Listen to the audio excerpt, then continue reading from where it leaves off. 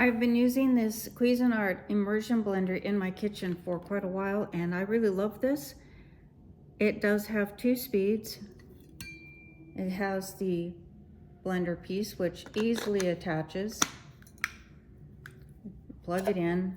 This little notch here, go up or down for fast or slow. You push the button and it turns on.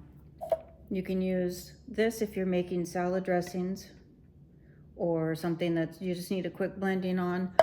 I like to use it for blending cream soups or doing a quick mix if I'm just trying to blend something quickly like eggs, a lot of eggs, or whipped cream. This thing is really nice to remove. You just push this button right here and it comes right off. This side is machine washable, as is the cup. It's a great product. I'm really happy with it, and I'm sure you'll love yours.